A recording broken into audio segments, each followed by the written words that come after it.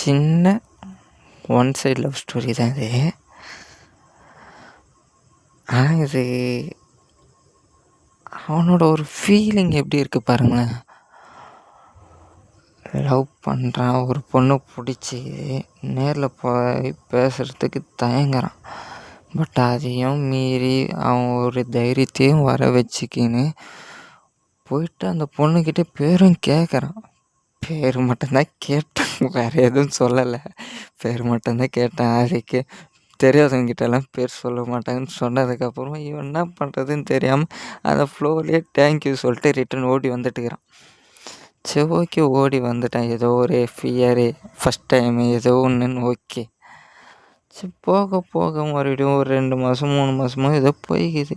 ஜூலை மந்த்லேயும் மறுபடியும் போய் பேசலான்ட்டு போய் எதிரில் நிற்கிறான். பட் ஆனால் அவனால் பேச முடியல. திருன்னு முழிச்சிட்டு அதோட பார்த்துட்டு கம்முன்னு வந்துட்டுக்கிறான்.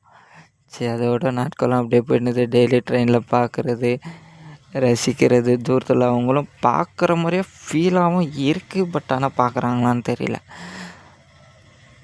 ஆனால் கண்டிப்பாக அவங்களுக்கு தெரிஞ்சிருக்குமா தெரியாதான்னு சத்தியமாக எனக்கு புரியல.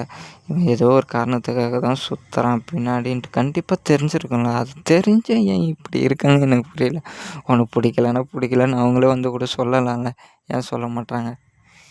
இப்படின்னு இருக்காங்க சில பேர். ரொம்ப கஷ்டப்பட்டேன், வேதனையும் பட்டேன், சந்தோஷப்பட்டேன், அதோட நல்லா ஃபீல் பண்ணேன். பட் ஆனால் இதுவும் ஒரு எக்ஸ்பீரியன்ஸு தான். ஓகே, இது போல் ஒரு ஆள் கண்டிப்பாக இருப்பானுங்க, இருக்காமலாம் இருக்க மாட்டாங்க. அப்படி இருந்தால் அவனுங்களை டேக் பண்ணிவிட்டு அவனுக்கு ஷேர் பண்ணி விட்டுப்பாங்க.